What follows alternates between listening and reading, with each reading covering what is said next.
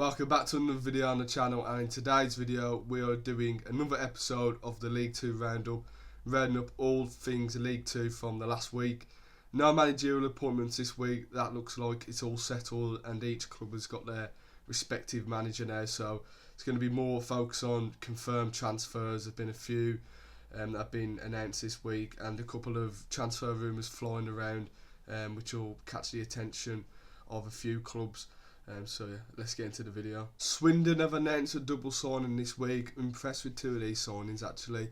They announced Tonmise Sobowale from Shrewsbury on a free transfer and Rosia Longelo from Accrington Stanley on a free transfer. Two good bit of businesses here from Swindon, targeting both wing-back system positions if they're going to stick to a 3-5-2 system.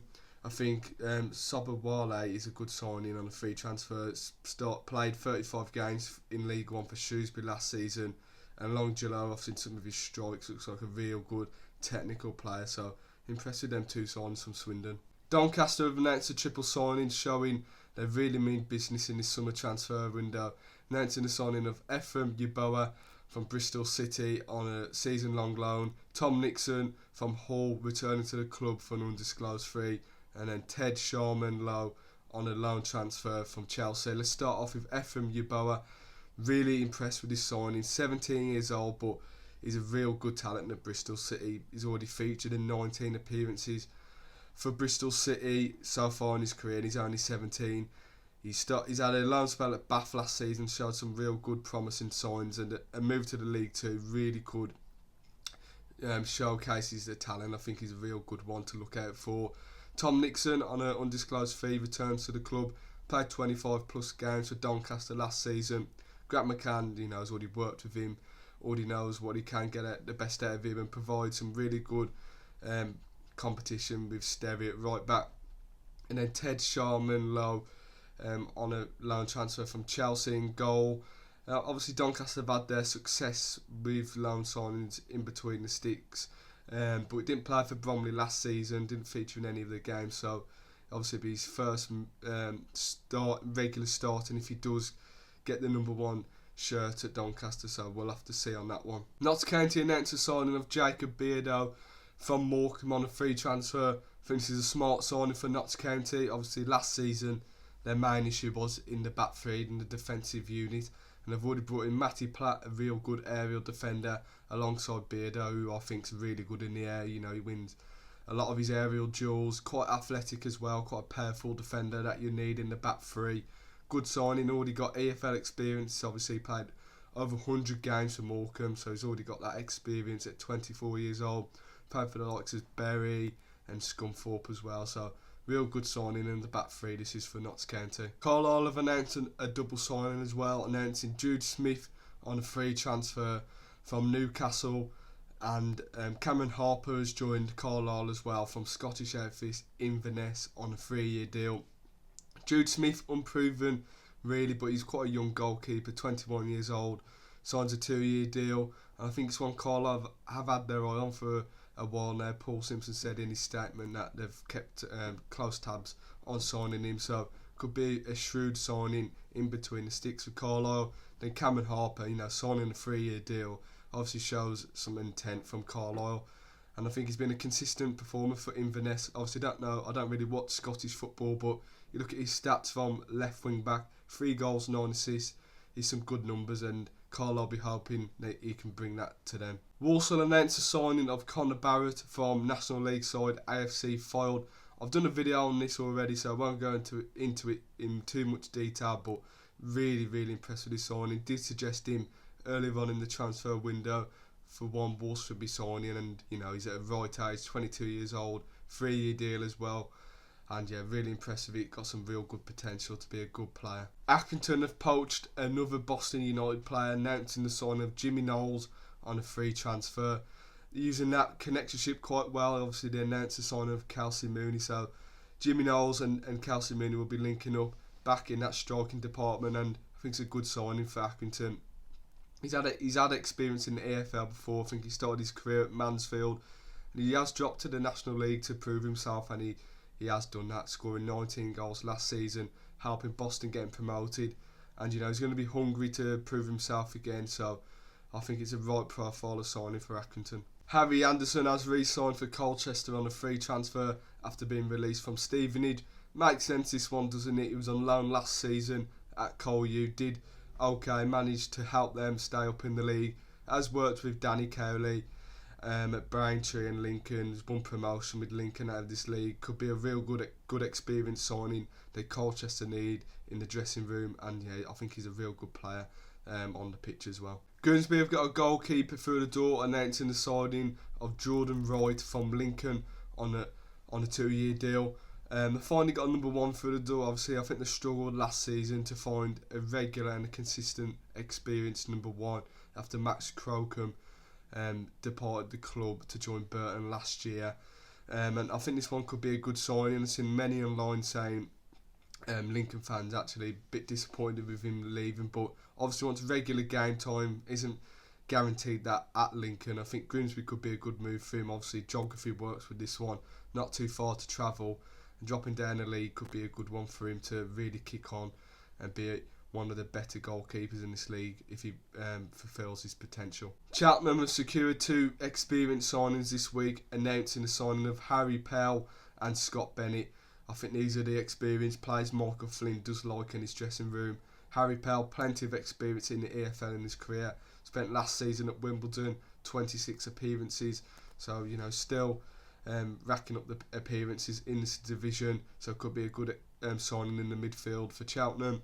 Then Scott Bennett obviously has worked with Michael Flynn before at Newport, and I think this is probably a factor for him to move in to Cheltenham, not too far away as well. In terms of geography, and I think it's a good signing defensively. Replaces, your Sean Long, who had plenty of experience. He went to Forest Green, a potential captain, I think, for Cheltenham this one. Just some contract news that Bradford have announced. They've announced Brad Halliday has signed a new 2-year deal with the Bantams. Big, extension for Bradford. This is in terms of contract. He's their best player personally last season, the most consistent player over the course of the season. Good right back at this level. I think his overall play going forward and defensively makes him one of the best wing backs in the league. And for Bradford's time down for a new 2-year deal is only a good thing for them, really. On to some transfer rumours now. Let's start off with some massive news that come out earlier on in the week. According to reports, Swindon have approached Jack Payne on a potential deal for Jack Payne to return to Swindon. Like I said, Jack Payne, the former Swindon man, had a couple of really good seasons for Swindon, and I think he loved his time at Swindon. Didn't really want to leave, but left to move up a league to Charlton Athletic. Didn't really work out for him there, did it? Couple of loan moves. He was on loan at MK Dons last season. I thought he's excellent there. I think he's one of MK Dons' better players. They had a really good squad. He suited the philosophy there. Really good on the ball. He can play as a number 8 or a number 10. Links to play really well. Clever and energetic. He's everything you want in a midfielder. And I think it all makes sense, doesn't it? If Swindon can try and get this one over the line, it's a real statement signing for the league. If they can sign him back, the fans love him there, and I think he loved playing there in his time at Swindon. So I think this one could potentially happen. Obviously, they need to probably agree on terms, really, on contract, if it's the right deal. So we'll wait and see with the progression of this. Even though he has been announced the new club captain this week, Macaulay Langstaff is still rumoured to interest from Championship clubs. According to reports, clubs including Swansea City, Sunderland, Middlesbrough and Derby County are still watching the prolific striker, and I think it's a real intent that Notts County are announcing him as the new club captain. They really believe that he could be staying at the club, and for Notts County's sake, they'll be hoping he stays because he's a massive part of the project they're trying to build to try and get out of this league. But I do think if a big offer was made, they could potentially look to losing him. But at the moment, it's looking good news for Notts County. With him being announced a new club captain, he's looking like he's going to commit. Grimsby could be announcing the signing of Cameron McJanet very soon, with that deal in the advanced stages now. Currently playing at Derry City, the 25-year-old has expressed the desire to leave the club to return to England. And I think, we look at Grimsby last season, leaked many goals in many games, didn't they? We scored 6 against them, conceded 5 to Notts County. And I think an experienced defender could be one that Grimsby need.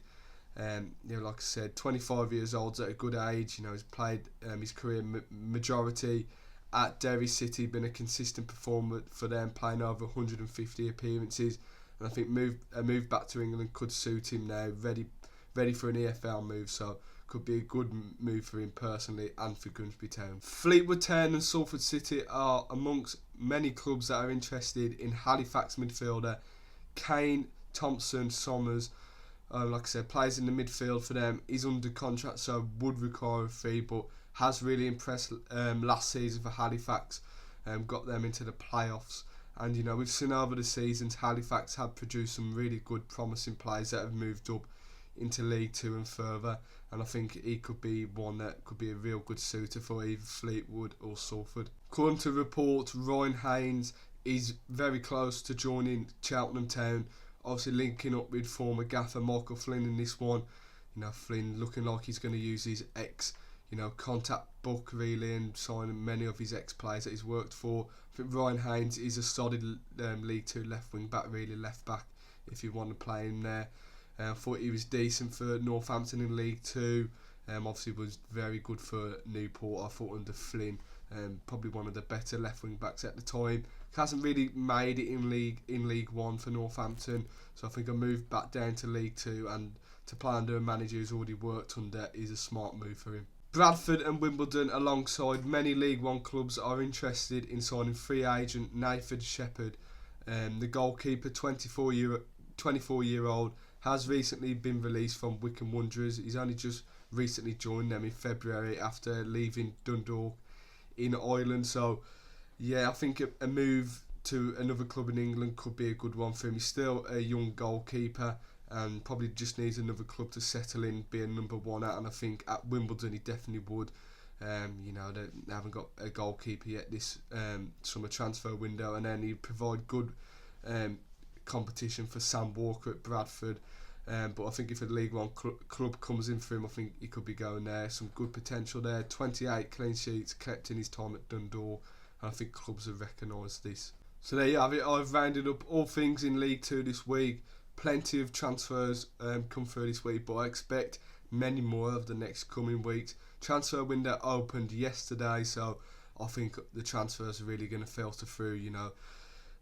Contracts that are expiring normally expire on the 30th of June as well, so some clubs could be waiting around for players to be officially free agents. So yeah, I still think there's been some good signings. I think sign of the week probably Jacob Beardo for Notts County, signing from Morecambe. I think that's a really good signing in defence. And let me know your thoughts on the transfer window so far in League 2. And let me know how your club's done so far in the window. So yeah, thank you guys for watching this video. Leave a like on the video if you enjoyed, subscribe if you're new, and I'll see you in the next one.